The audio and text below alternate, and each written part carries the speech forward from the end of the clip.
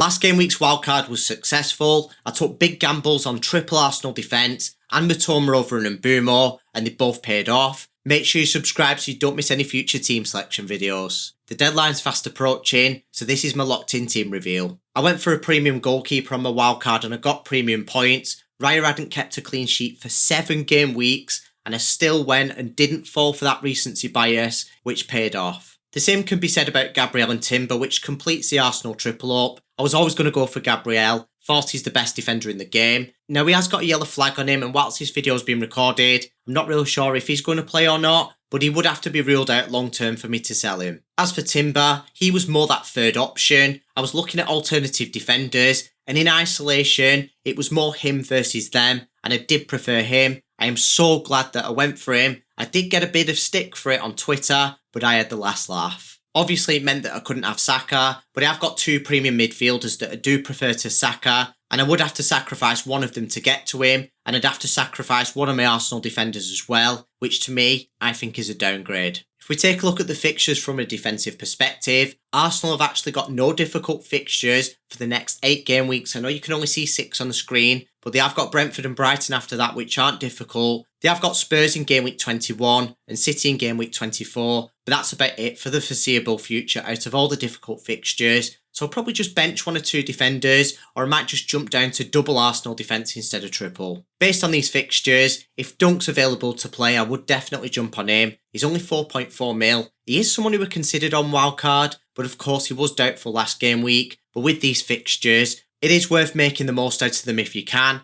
Obviously, Wolves have got very easy fixtures as well, but their defence is much weaker. I know Brighton's defence isn't the best, but it's nowhere near as bad. I'm actually starting Van den Berg this game week. He's against Leicester at home. That's because Brentford have got better clean sheet odds than Liverpool against City at home. I know City haven't been too good recently, but of course Leicester at home is much more favourable. Whilst this video has been recorded, there is a slight doubt whether Konate is going to be available or not this game week. That's not really going to affect me. He might do next game week though, which is only a few days later. I just hope he's available then. Vestergaard's my second option on the bench. He plays away from home against Brentford, and I don't fancy Leicester for a clean sheet at all there. And the last player on my bench isn't available at all. It's Semenyo. He got 4 yellow cards, and unfortunately, he does miss Wolves away. At least it gets rid of my benching headache of which of the 7 attackers that start. And I know that Jackson's on 4 yellow cards. Spoiler alert, I have got Jackson. And I will be bragging about that pick later on in the video. But at least those 2 players can't get 5 yellow card suspension at the same time. My bench goalkeeper's Fabianski. I'm not going to waste time talking about him. At least I'm getting price rises out of him. I'm really not going to start in this game week whilst he faces Arsenal at the other end of the pitch to Raya. Obviously, I really don't think he's going to step in at any point over Arsenal's defence. Moving on to midfield, I'm so used to Bruno rewarding me. He really let me down last game week against Ipswich. He was a short-term pick on the wild card because I'll probably sell him next game week when it's Arsenal away. It's Everton at home this game week, which used to be an easy fixture from an attacking perspective, but with Branthwaite back in the team, Everton are much stronger with Branthwaite. Just try not to fall for any traps where you think the defence is weak because the attack's been weak, or that the defence is still weak like it was recently, because Branthwaite makes a massive difference. I have proven the massive difference with the clean sheets, expected clean sheets, goals conceded and expected goals conceded on Twitter. I've published a thread on there. So basically, I wouldn't say that Everton's an easy fixture from an attacking perspective anymore. I wouldn't necessarily say it's difficult though.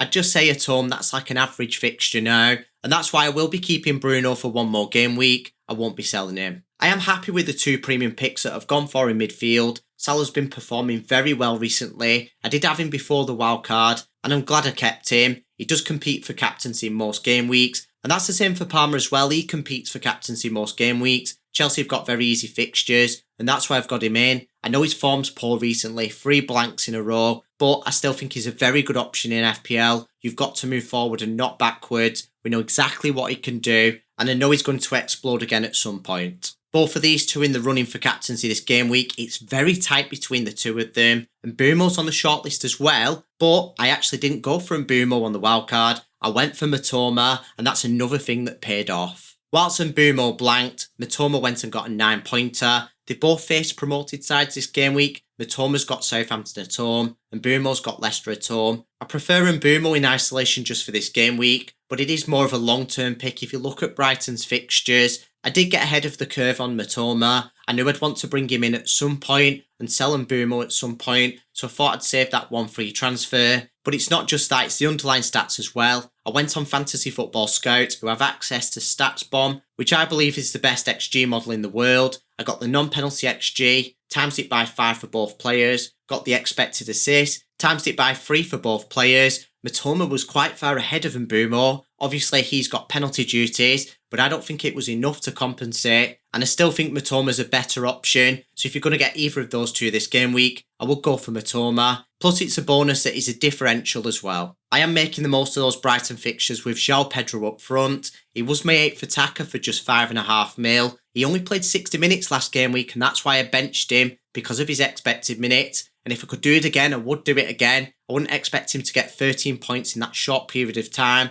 And the other 7 options were roughly 90-minute men, and I did expect them to do well. To be fair, most of them did anyway. Benefit of hindsight, I wish I started him, but he is going to get to start this game week, and it has landed well that he's just going to walk straight into the team with Semenyo having 5 yellow cards. I would struggle on who to bench. It wouldn't be João Pedro though. I think he's going to start most game weeks. Isak let me down last game week. I expected more against West Ham at home than the blank. Got goal and assist a week before against Forest away, a goal against Arsenal at home the week before, and a goal against Chelsea away the week before that. Of course, when I go and buy him, he goes and blanks, and they're 3 difficult fixtures from an attacking perspective, but we move on. It's not a bad fixture this game week against Palace away. He is on penalty duties whilst Wilson's not on the pitch. Wilson is back in the team, but he's not fully match fit to take many minutes off Isak yet. I mentioned earlier about having the benching headache, and I think I'll have that most game weeks because of the 8 playing attackers. But next game week, I think I will bench Isak against Liverpool at home. I highly doubt I'll be selling him because the 3 matches after that are Brentford away, Leicester at home, and Ipswich away, which are a favourable run of fixtures. Last but not least is Jackson. I am so glad I took the risk on him. Obviously, you've got the 4 yellow card situation, but he had Leicester away last game week and he got 12 points. I'm hoping he doesn't get a yellow card this game week against Villa because he's got Southampton away next game week, and Chelsea have got easy fixtures for a while, but that is absolutely one of the easiest, along with Ipswich away in game week 19. As for the free transfer, the data models are suggesting for me to sell Jackson for Solanke.